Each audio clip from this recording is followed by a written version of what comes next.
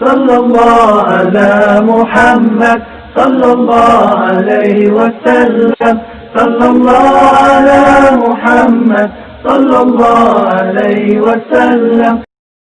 Setiap ngaji saya ingin orang mukmin semuanya itu bahagia. Dengan bahagia itu mereka tidak neko-neko ingin mencari kebahagiaan lewat jalur apa maksiat. Sehingga dalam konstitusi ulama yang ditulis di kitab-kitab usul fikih, dan itu kitab yang saya kaji, selalu saya kaji, itu membela-bela sesuatu yang mubah itu sampai luar biasa. Karena melihat mubah itu, misalnya Anda tidur itu berstatus mubah, Anda bermain catur berstatus mubah, Anda rileks sama teman jagongan semalam dengan teman rektor atau dosen atau yayasan, itu melihatnya bukan mubah tapi tarkul maksiyah.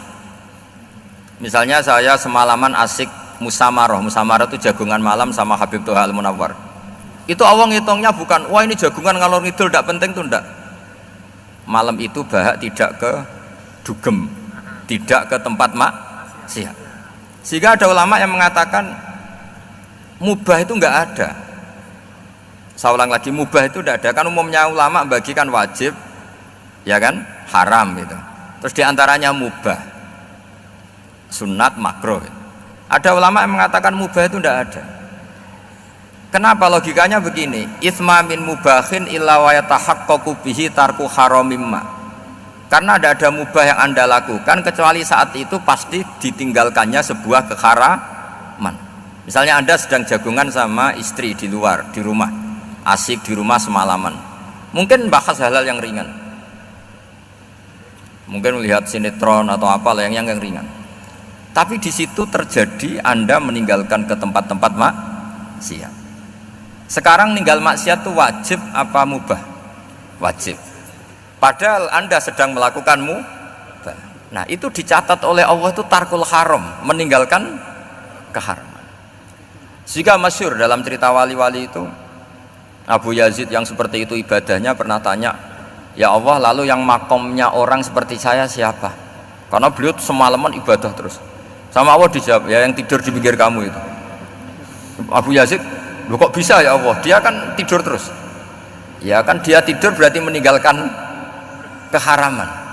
Ngomong sing potongan tukang maksiat itu apik turu apik melek kira-kira gitu. Apik turu. Timbang sama nak melek pola wis turu ae kira-kira gitu. Jadi enggak usah dipaksa tahajud, dipaksa qiyamul lail itu. Iya kalau qiyamul lail. Kalau dapat informasi, kesini ikut saya, terus katut kan repot. Jadi perlawanan terhadap maksiat itu sebetulnya gampang dalam Islam, karena tadi nggak ada sesuatu yang mubah kecuali saat dilakukan berakibat meninggalkan keharaman. Mudah sekali. Jika banyak orang jadi wali itu karena melakukan mubah. Itu ada orang jadi wali itu karena sering makan, ya makan biasa itu. Karena ketika makan, ya Allah, betapa doifnya saya. Katanya saya presiden, katanya saya rektor, saya kiai. Ternyata kalau nggak makan tuh lemes. Apa hebatnya makhluk yang bergantung makhluk yang lain, yaitu makanan. Nah karena seperti itu terus dia al-laja'illallah, terus dia sungkeman ning Allah. Betapa lemahnya saya. Sebab itu ketika Quran mengkritik dan dengan tanda kutip kemungkinan Tuhannya Isa bin Maryam, itu ngeritiknya sederhana. Quran itu mal masih ibnu Maryam illa rasul qad khalas min qablihir rusul wa ummuhu siddiqah kana yaqulanit ta'am. Isa itu tidak Tuhan, wong dia makan. Kamu kebayang nggak misalnya punya Tuhan, wah tadi Tuhan mampir ke rumah saya, dia lemes, setelah tak kasih makan sehat lagi gitu. Itu kan nggak kebayang gitu.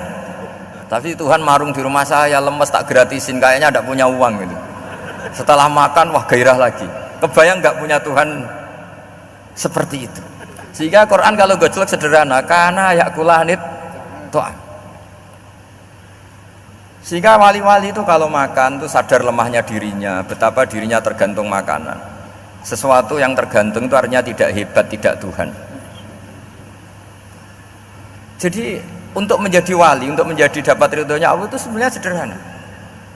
Termasuk ada cara jadi wali yang agak kacau, tapi ini ya benar, asal niatnya benar. Misalnya Unisula besar, ya kurang besar lagi. Kita sudah punya uang, kurang banyak uang lagi. Itu Nabi Ayub itu kan seorang nabi. Pernah diuji Allah, ini ada di Sahih Bukhari. Nanti kamu tanya hadisnya sahih enggak? Ini ada di Sahih Bukhari. Kadang orang kota itu aneh, enggak ahli hadis tapi tanya sahih enggak? Padahal andekan dibodoni sahih yang ngandel saja. Jadi kadang ya aneh. Wong enggak tahu kok tanya itu. Itu Nabi Ayub itu sudah kaya, pas itu sudah kaya. Bukan cerita yang masih miskin, memang sudah kaya. Beliau di kamar dihinggapin satu belalang dari emas. Setelah belalang itu dikejar, ternyata yang jenis itu buahnya semuanya dari emas. Ngambil sana sini, ini yang kesak ini dipenuhin, saku ini dipenuhin, sampai buahnya.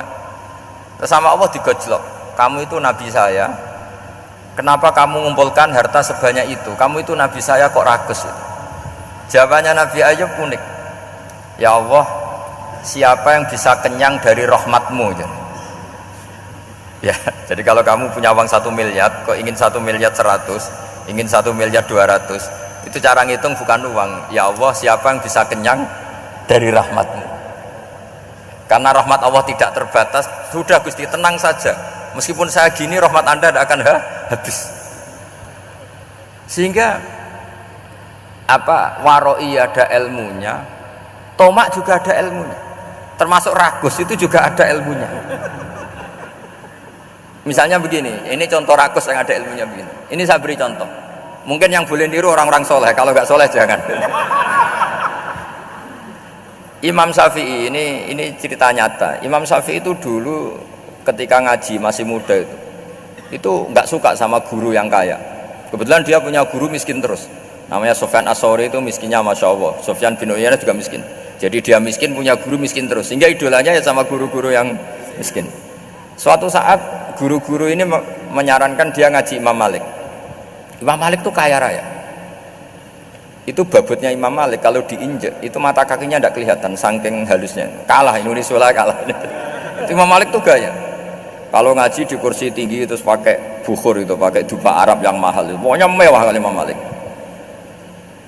Terus dia mulai, ini kiai kok kaya. Kemudian setelah beliau alim tanya, saya harus ngaji siapa setelah ilmu jenengan habis kira-kira gitu. Kata Imam Malik, sudah, kamu tidak usah perlu ngaji saya, kamu sudah alim alama.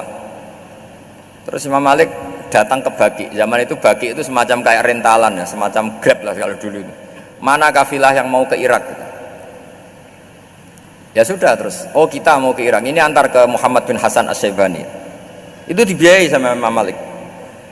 Grabnya ya dibayarin, itu kafilahnya itu ya dibayarin. Imam Syafi'i disangoni surrotan min dhahabin. Jadi satu kepes uang dikasihkan. Itu pernah tak hitung semurah-murahnya itu sekitar 60 juta. Imam Syafi'i mulai mikir, kiai yang saya kritik lomo, sing kiai miskin tak puji, gak pernah ngamal kan, tentu orang miskin kan. Setelah datang ke Muhammad bin Hasan As-Syaibani, beliau itu pakar usul fikih, muridnya Abu Hanifah. Beliau al-usuli, pakar usul fikih. Itu Muhammad bin Hasan As-Syaibani itu kalau ngitung emas, itu di ruang tamu. Uangnya miliatan, emasnya banyak. Dari kota ini dipindah ke kota ini, emas kalau ngitung di ruang tamu. Bukan di kamar, di ruang tamu. Imam Syafi'i tambah kaget. Imam Malik kayak gitu sudah saya soal, malah ini kaya raya. Setelah Imam Syafi'i kelihatan kaget, digojlok sama Muhammad bin Hasan As-Syaibani karena beliau senior. Ata'jabu min hadza, kamu aneh melihat ini? Iya.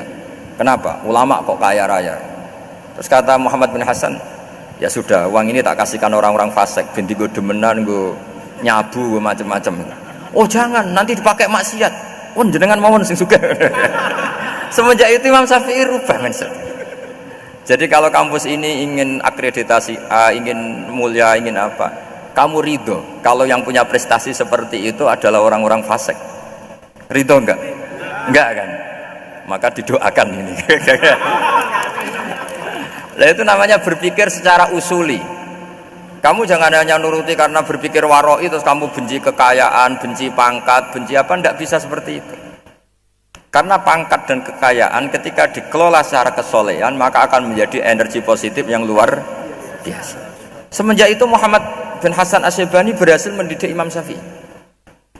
Sampai akhirnya keterusan Imam Syafi'i berpendapat kalau orang Islam bisa bikin rumah tingkat kok punya rumah reot itu haram. Akhirnya keterusan Kalau bisa jadi bupati kok jadi ketua RT juga haram. Karena al-Islam ya'lu wala yu'la alaih. Islam itu luhur bukan bisa diluhurin. Sehingga rata-rata orang Syafi'iyah termasuk kiai-kiai Indonesia itu rata-rata ya agak-agak politikus. Ya agak-agak kedonyan, mungkin sebagian ya kedonyan tenan gitu. Karena nggak ridho gitu loh. Kalau kesempatan itu dikuasai orang fasik kemudian menjadi kekuatan maksiat. Coba kalau bupati itu orang yang fasik, kemudian programnya supaya rakyat seneng semalaman dangdutan yang purno misalnya, supaya rakyat seneng dibolehkan dugem, dibolehkan judi. Tapi kalau yang jabat orang soleh kan ada beberapa perda yang menolak penyakit apa? Masyarakat. Jadi kamu jangan melihat bahwa kepangkatan ini hanya sebagai alat korupsi, alat otoriter, enggak. Asal kena orang soleh, maka ini menjadi energi kesolehan atau energi positif. Sebab itu ketika Allah muji para nabi yang soleh, diantaranya disifati apa? Faqad ataina ala Ibrahim al-kitab wal hikmata, terusannya ayat wa atainahum mulkan azim. Dan Nabi Ibrahim dan keluarganya tak kasih kerajaan yang besar. Nah sekarang masih banyak orang yang cara pandang ngapain bikin Unisula yang megah, ngapain berambisi punya akreditasi A dan sebagainya. Menyoal seperti itu salah secara usul fikih. Karena secara usul fikih kesempatan yang baik tentu harus diperjuangkan oleh orang-orang yang soleh. Karena ini supaya jadi otoritas yang positif. Itu dulu ada latihannya. Jadi orang dulu itu gampang sekali ketika milih miskin ditanya, kenapa miskin? Saya ingin hisab saya ringan. Tapi ketika mereka kaya yang soleh, supaya harta ini tidak dipakai orang yang nanti dipakai maksiat. Kita misalnya orang soleh kok mau pangkat, karena kita ada ridho kepangkatan itu dipegang orang maksiat, kemudian menjadi energi maksiat. Begitu juga seterusnya. Maka ulama dulu itu rileks. Sampai Syekh Nawawi Al-Bantani itu nanti bisa dicek di tafsir Qul hal yastawil ladzina ya'lamuna wal ladzina la ya'lamun. Beliau muji-muji ulama. Kemudian ada seorang yang agak hasud mungkin. Tanya begini. Hebatnya ulama itu begini-begini. Terus ditanya, tapi kenapa kita sering melihat ulama ngantri proposal di rumahnya bupati katanya. Sementara bupati nggak pernah datang ke ulama ngaji ihya. Jawabannya Imam Syekh Nawawi itu unik.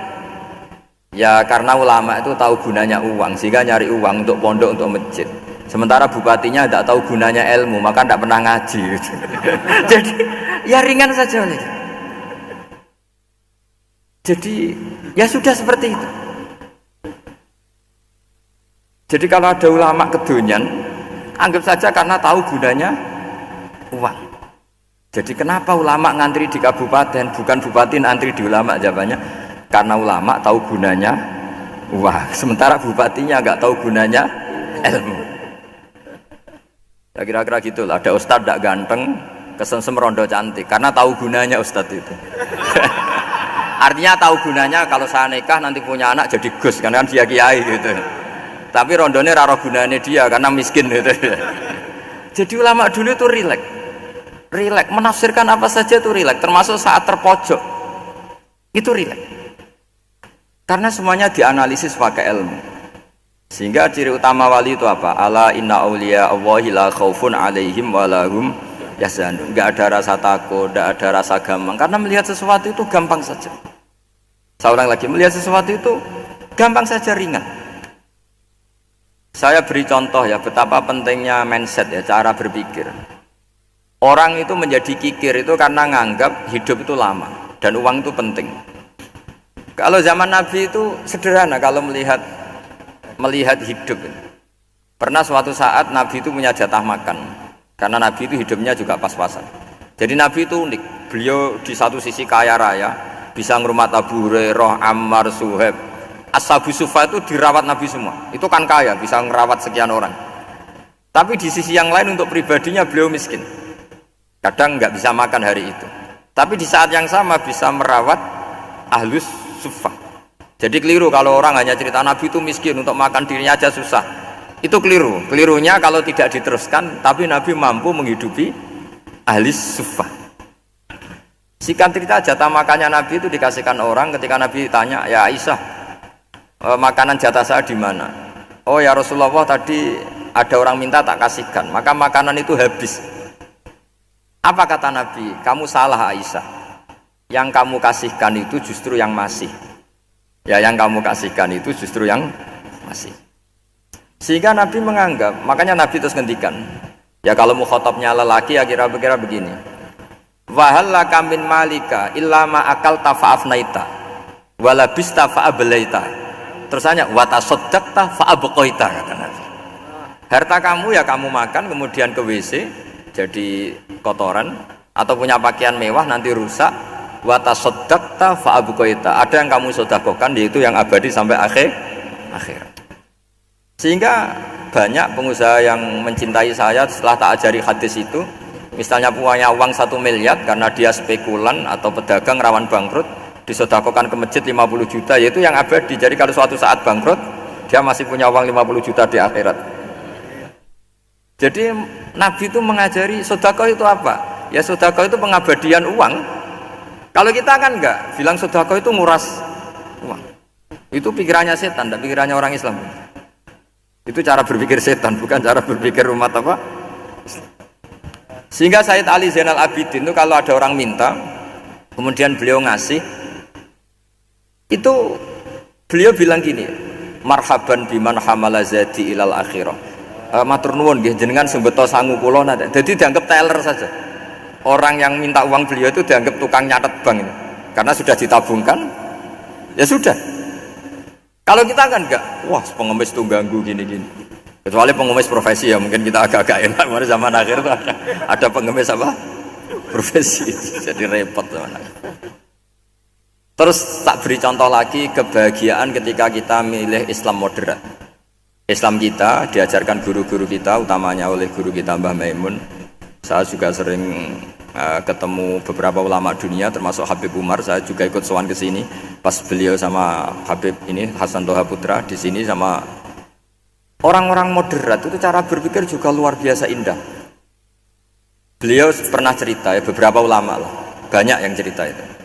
Saya pernah diceritani seorang alim ketika ada orang ekstremis itu mau ngebom di tempat maksiat. Kebetulan yang maksiat itu kebanyakan ya orang Islam, karena di negara yang mayoritas Islam. Ditanya sama Syekh Sa'rawi. Syekh Sa'rawi itu mufassir top di mana? Mesir. Ini mau tak habisin karena mereka orang Islam kok maksiat terus. Terus ditanya sama Imam Sa'rawi, laumatu ala khini ma'asihim aina masiruhum. Kalau mereka mati dalam keadaan maksiat, mereka kemana? Ya ilanar, mereka pasti masuk neraka. Terus ditanya sama Imam Sa'rawi, wahal masiruhum ilanar muradun nabi amlah. Punya umat maksiat kemudian mati masuk neraka, itu yang diinginkan Nabi apa enggak? Ya tidak aja. Ya sudah, enggak usah dibom, ditunggu tobatnya, kata. Karena kalau mati dalam keadaan itu ke neraka, dan itu tidak yang diinginkan Rasulullah Sallallahu Alaihi Wasallam. Terus ekstremis ini menjadi tobat, tidak berpikir ekstremis pasti. Jadi orang itu harus berpikir mindset yang baik. Meskipun kadang berpikir baik itu ya agak-agak kacau. Ada seorang wali majdub itu kalau berdoa agak kacau, tapi nggak bisa dibantah. Masyhur itu doa itu. Ini sekaligus ijazah, tapi kalau sebelum wali nggak boleh. Itu datang ke makamnya Rasulullah SAW. Terus doanya itu begini, ya Allah sekarang terserah engkau. Ya Allah sekarang terserah engkau. Jika saya kamu jadikan orang soleh, jika saya engkau jadikan orang soleh, maka surra habibuk, maka kekasihmu ini senang. Yang susah musuhmu yaitu setan. Tapi kalau engkau menjadikan saya orang fasik, maka yang susah kekasihmu, yang senang musuhmu. Jenengan punya dua pilihan itu. Wah itu kan doa tapi kayak teror itu. Ya jadi berdoa di Raudhah. Wah itu pasti mandi itu karena agak-agak maksa Tuhan itu. Ya Allah, engkau punya dua pilihan. Jika saya jadi orang soleh, maka kekasihmu ini senang, musuhmu yang susah yaitu setan. Tapi jika saya jadi orang fasik, maka musuhmu yang senang, kekasihmu yang susah. Mohon terserah jenengan, mau menyenangkan kekasihmu apa menyenangkan musuhmu gitu. Kira-kira gimana? Kalau tertarik boleh doa itu dipraktekkan. Tapi kayaknya kalau copy paste itu gak keren apa?